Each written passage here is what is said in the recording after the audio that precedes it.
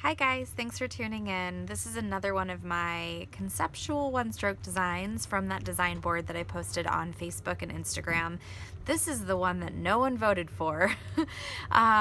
It looks a lot different than the board that I originally created.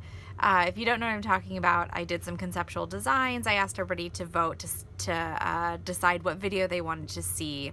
So I've done the one that won already, so check out that one stroke video. But this is the one that nobody voted for that I was actually super, super excited to do. So I had to do it anyways.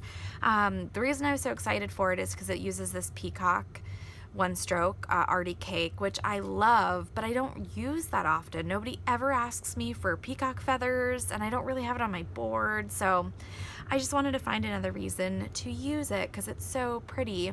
And this does admittedly look way different than the design I did on the board, and I got a little carried away and did more detail than I would normally do at a festival, but I was having fun, so I hope you guys like it. I do think that it's a little bit more moth-like in shape and kind of detail and tone than some butterflies that I do or butterflies that I've seen other artists do. So I really enjoyed painting it. I hope you guys like it. If you'd like to see the step-by-step on how I got to this point, then keep watching and I'll show you guys how I did it. Starting with a 3/4 inch brush, I am going to do 2 lines going down onto my forehead, and then a teardrop with a twist, and then another little half circle. And then for the corner of my eye, I'm almost doing like a triangular shape and then sweeping it over my eye. You can also see that that top wing ends very wide on my forehead, which also contributes to kind of that moth-like shape opposed to the traditional butterfly. And then I've swept that over my eyes, and now I'm just going to go back in. I'm going to make a series of those kind of twist teardrops where you kind of start and wiggle, and then just regular scallop teardrops going down. And these metallics in this peacock cake are quite soft, so you do have to be a little careful using it. Just kind of be strategic as to where you're placing your brush. Go onto the heel and then back to the toe where you need to.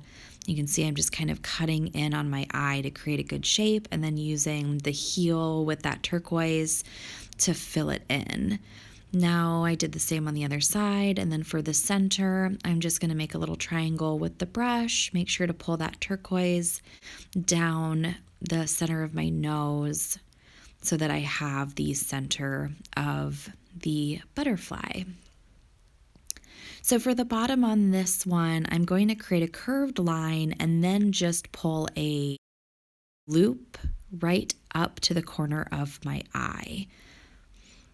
There's so many different ways you can do one-stroke butterflies, and just play with the shapes and you'll find all sorts of different combinations you can do.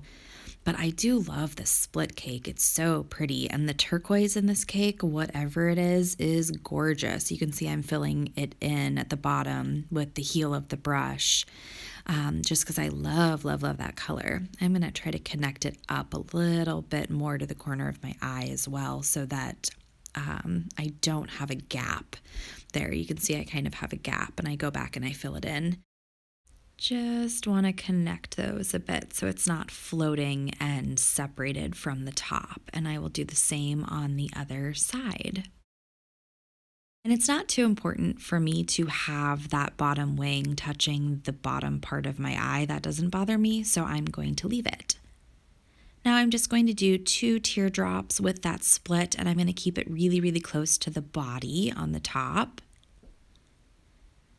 And then this was looking really kind of cool and angular and almost tribal to me, so I really wanted to kind of keep going with that theme and decided to add a few strokes on the bottom here to emphasize the shape of the wing that I created. And you can see on the left side, I kind of smudged it a little bit because I kept going back and forth. So I just grabbed a brush, a clean brush, put some water on it, and just swept it back and forth and cleaned up that excess paint. So that's a really good tip. Instead of always reaching for a wet wipe or a clean rag, just use a wet brush and clean it up. So now I've taken just the turquoise right out of the cake, the Peacock cake, and I'm using a petal brush, but I'm not double dipping it. I don't really want these to look like petals. I just like the shape of the petal brush. So I'm doing those cascading petals going up the teardrops I created, and then making some circles in my wings as well. You can see I'm ending at the top by curving them in a bit so that they don't kind of end on an odd angle.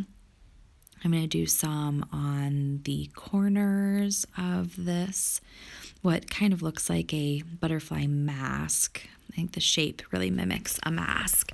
And then I'm going to go into my neon pink on that same petal brush and add some details over those top dots, and then I'm going to pull some on the body as well, and I am kind of dragging the tip of that brush and then pressing down.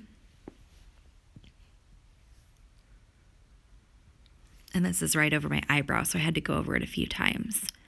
And now I do want to have those kind of natural butterfly spots. At least I want it to mimic that. So I'm just tracing around those larger dots on the wings. And now I'm going in with some neon yellow and adding some fine lines.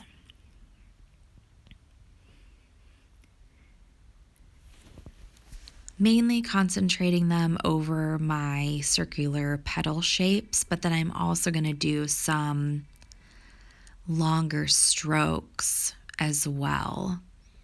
The contrast of this dark peacock cake and the bright neons is pretty cool.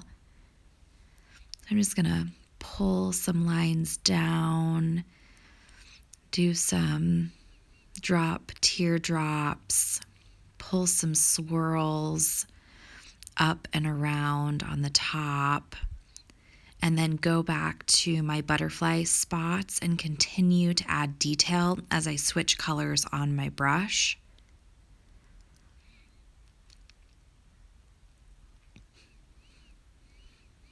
So a few dots, doing kind of some abstract lines. This is where, if you've ever been an abstract painter, that will really come in handy for you. I'm going to pull some of those neon drop teardrops on the inside corners of my eye. And then I'm just kind of assessing at this point where I need to see those highlights and what looks like it needs to be brightened up a bit. And now on my liner brush, I am going to go in with white. I'm going to do a few more swirls at the top, add a few more drop teardrops, some highlights. I'm going to do a few teardrops at the bottom of the body. Make sure these are cascading in different sizes as well when you do them. And then I'm just going to finish up with a few more highlights with white on my liner brush, and we are about done. Thanks so much for watching, you guys. I also, at the end, decided that the one stroke with the metallics, it does run in and kind of meld together a little bit. So if it ends up looking a little flat, adding some iridescent glitter, I chose some turquoise, really does help bring that background to the forefront a little bit so that the value isn't too different than our bright neons and our opaque blues and pinks. That way that's not sinking back and disappearing. So adding a little glitter really brought it to the front a little bit. So hopefully you can see that. Thanks so much for watching. Follow me on Instagram and Facebook. And of course, if you try this design, please tag me. I love to see them. And if you have any questions or if I can help at all, don't hesitate to ask. Thanks for watching.